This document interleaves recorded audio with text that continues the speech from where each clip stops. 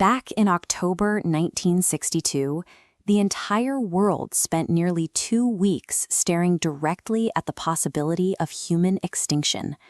For 13 consecutive days, the United States and the Soviet Union engaged in a military and diplomatic standoff that pushed both nations closer to launching their nuclear arsenals than at any other point in history. The architecture for this confrontation had been building since World War II. Washington and Moscow sat on opposite ends of a deep ideological divide, and by the early 1960s, both governments possessed enough nuclear weapons to eradicate cities and kill millions. Right in the middle of this superpower rivalry sat Cuba, located barely 90 miles from the coast of Florida. Fidel Castro had recently overthrown the US-backed Batista government.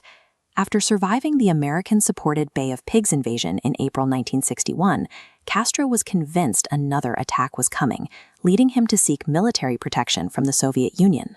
The events of October 1962 were the direct result of these overlapping anxieties. American containment strategy, Soviet strategic ambitions, and Cuban survival instincts were about to collide. The crisis began with an attempt to balance the scales. The United States had already placed offensive weapons right on the Soviet border, including Jupiter ballistic missiles stationed in Turkey. Soviet Premier Nikita Khrushchev wanted to prove the United States was not the only power capable of deploying weapons close to a rival. He initiated Operation Onadir, secretly shipping Soviet troops, military equipment, and nuclear-capable ballistic missiles to Cuba. Washington had been monitoring a general military buildup on the island for months, but the situation escalated abruptly on October 14th, when high-altitude U-2 reconnaissance flights passed over the Cuban countryside. This photograph captured reality on the ground. Analysts reviewed the footage, identifying the infrastructure of Soviet ballistic missile sites under construction. These were medium-range ballistic missiles. Once operational, they could strike the southeastern United States with virtually no warning, bypassing early detection systems. President John F. Kennedy received the intelligence briefing on October 16th.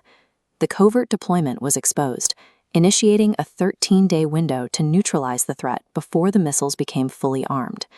Kennedy immediately assembled the Executive Committee of the National Security Council, a group of senior civilian and military advisors tasked with finding a way to remove the weapons without triggering a nuclear exchange. The military leadership strongly advocated for direct kinetic action. They presented plans for immediate, targeted airstrikes against the launch sites, followed by a full-scale ground invasion of Cuba. Kennedy resisted that approach. He recognized that a bombing run carried significant risk.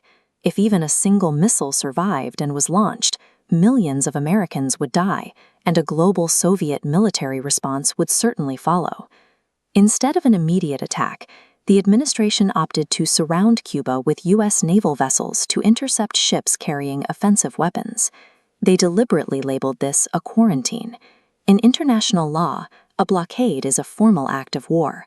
A quarantine offered a degree of legal flexibility and left the door open for diplomatic negotiation. Setting a naval boundary did not eliminate the missiles already sitting in Cuba. It simply forced Nikita Khrushchev to decide whether Soviet ships would cross the line and force the Americans to open fire. The secrecy broke on October 22nd.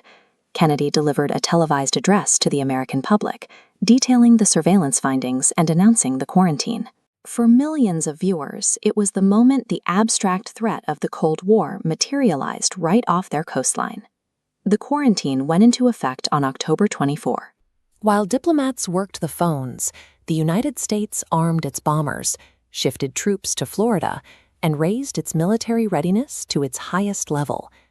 Out on the Atlantic, the theoretical boundary was tested.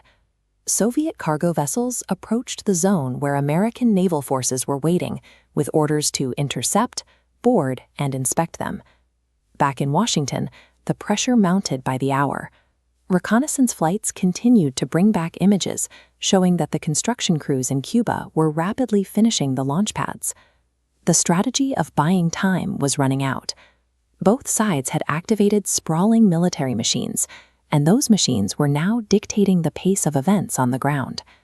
On October 26th, Khrushchev sent an emotional, personal message to Kennedy, hinting the weapons could be removed if the U.S. pledged not to invade Cuba. But the very next day, a second formal letter arrived from Moscow, adding a steep new condition. The United States had to remove its Jupiter missiles from Turkey. As Kennedy read the conflicting demands on October 27, Cuban airspace turned deadly. An American U-2 plane was shot down by a surface-to-air missile, killing pilot Major Rudolph Anderson, Jr. The ex-com military advisors argued that the attack mandated an immediate retaliatory strike.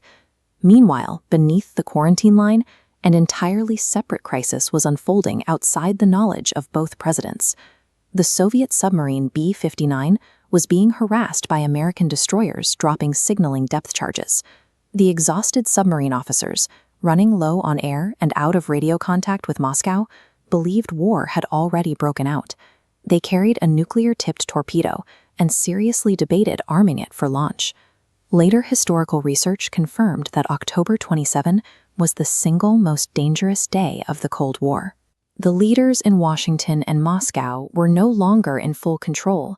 They were at the mercy of isolated officers, trigger-heavy defense systems, and blind miscalculation. Kennedy faced a brutal calculation. If he publicly agreed to pull American missiles out of Turkey under Soviet pressure, it would look like a massive concession and severely weaken the NATO alliance. If he refused, the world went to war. To navigate the deadlock, the administration sent the president's brother, Robert F. Kennedy, to hold a secret meeting with Soviet Ambassador Anatoly Dobrynin. They hammered out a bifurcated agreement. Publicly, the Soviet Union would dismantle its weapons in Cuba, and the U.S. pledged never to invade.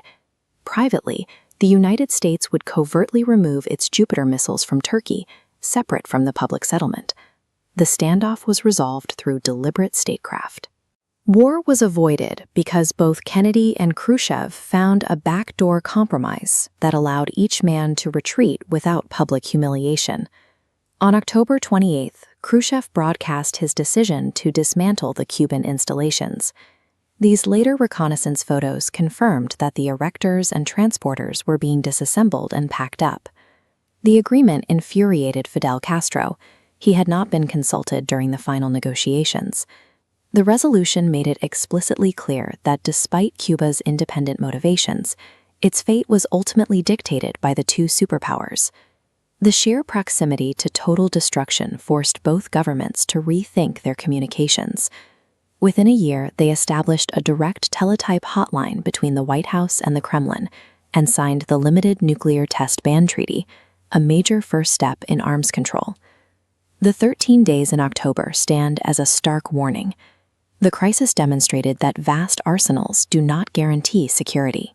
When military forces are set into motion under extreme pressure, the margin for error disappears, and the power to prevent a catastrophe can easily slip out of anyone's hands.